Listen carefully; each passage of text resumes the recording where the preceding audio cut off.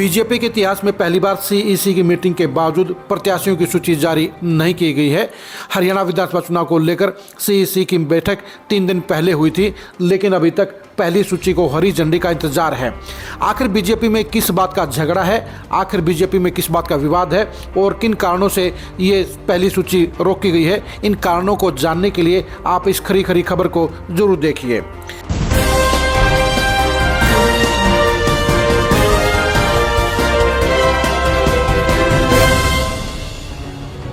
BJP Haryana में तीसरी बार सरकार बनाने का दावा कर रही है। बीजेपी ने सीईसी की मीटिंग के जरिए 55 प्रत्याशियों की सूची को फाइनल भी कर दिया था और प्रधानमंत्री मोदी समेत सीईसी मीटिंग में शामिल होने के चलते ये उम्मीद लगाई जा रही थी कि पहली सूची मीटिंग के तुरंत बाद या अगली सुबह जारी हो जाएगी, लेकिन 3 दिन के बावजूद सूची का जारी नहीं होना इस बात की तरफ इशारा कर रहा है कि बीजेपी के अंदर सब कुछ ठीक नहीं चल रहा है। बीजेपी के अंदर 2 बड़े नेताओं के अंदर टकराव चल रहा है और यही वजह है कि अब प्रधानमंत्री मोदी को बीच में इंटरफेयर करना पड़ा है। बीजेपी का सूत्रों का कहना है कि हरियाणा विधानसभा चुनाव में प्रत्याशियों को लेकर केंद्रीय गृह मंत्री अमित शाह और हरियाणा के पूर्व मंत्री खट्टर साहब के बीच में खींचातानी हो गई है। दोनों ही खेमों की तरफ से अलग अलग सूचियां हैं, लेकिन दोनों की सूचियों में काफ़ी फर्क है। जहां खट्टर साहब आरएसएस के साथ मिलकर सबसे मजबूत प्रत्याशियों को आगे करने का काम कर रहे हैं, यानी हरियाणा में तीसरी बार सरकार बनाने के लिए खट्टर साहब उन प्रत्याशियों पर जोर दे रहे हैं जो चुनाव जीतने की क्षमता रखते हैं और जो अपने इलाकों में सबसे मजबूत जनाधार रखते हैं। यही वजह है कि खट्टर साहब ने जेजेपी के 5 विधायकों को भी बीजेपी में शामिल करवाने के लिए पूरा फार्मूला तैयार कर लिया है और आज इन में से 4 विधायकों की ज्वाइनिंग जींद की रैली में भी होनी थी। आपको ये बता दें कि आज जींद में बीजेपी की जन आशीर्वाद रैली है। इस रैली में अमित शाह को आना था और इस रैली के जरिए ही हरियाणा में बीजेपी का विधानसभा चुनाव के लिए चुनाव प्रचार का आगाज भी होना था, लेकिन अचानक ही अमित शाह ने इस रैली में आना कैंसिल कर दिया और ये कहा जा रहा है कि वो इस रैली में इसलिए नहीं आ रहे हैं क्योंकि वो इस बात पर रजामंद नहीं थे कि जेजेपी के विधायकों की बीजेपी में एंट्री की जाए। दरअसल खट्टर साहब और अमित शाह का विवाद नया नहीं है, ये लगभग 8 साढ़े 8 साल पुराना विवाद है। खट्टर साहब कभी भी अमित शाह की पहली पसंद नहीं रही। वो मोदी के करीब होने के कारण हरियाणा के पहले सीएम जरूर बन गए, लेकिन इसके बावजूद कभी भी अमित शाह और खट्टर साहब के बीच में रिश्ते मधुर नहीं रहे हैं।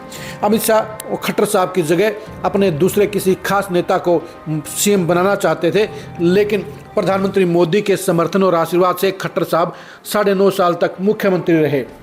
अब खट्टर साहब हरियाणा में तीसरी बार सरकार बनाने के लिए अपनी तरफ से पुरजोर कोशिश कर रहे हैं। वो आरएसएस की सिफारिश के हिसाब से, आरएसएस के सर्वे के हिसाब से सभी विधानसभा क्षेत्रों में सबसे मजबूत प्रत्याशी उतारना चाहते हैं।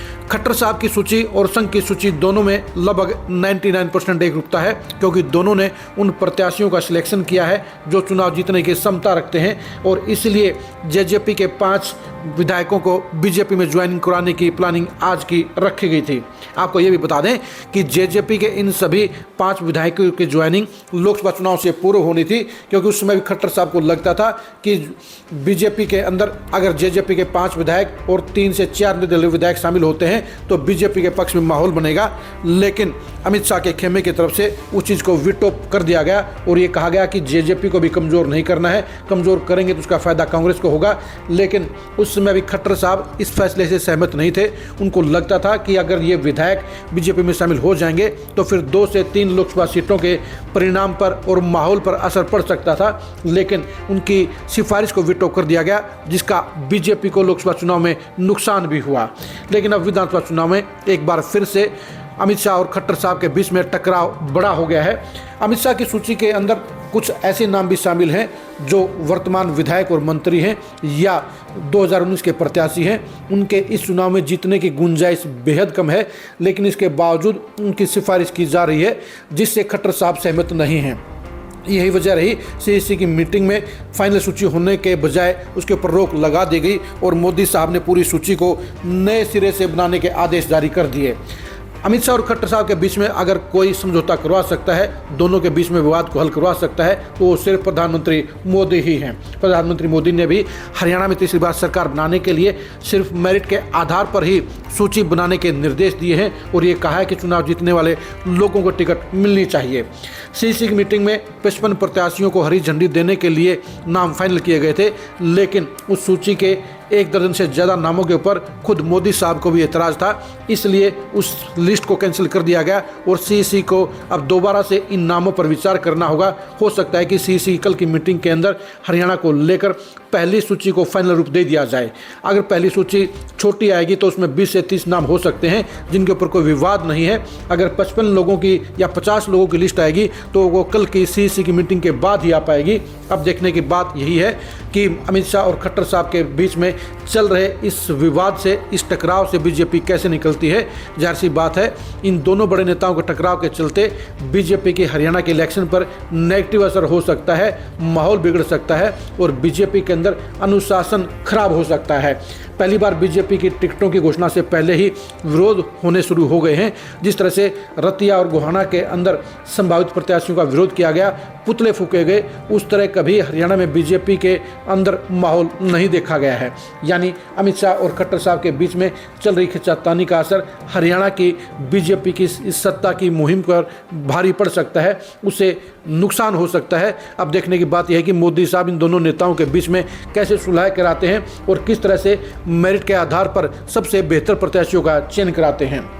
हरियाणा बीजेपी में चल रहे घमासान के अंजाम को जानने के लिए आप खरी खरी न्यूज़ के साथ बने रहिए।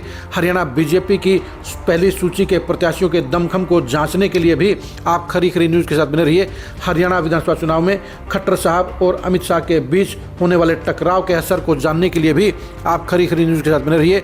आप हमारे फेसबुक पेज को फॉलो कीजिए, आप हमारे यूट्यूब चैनल को सब्सक्राइब कीजिए। नमस्कार।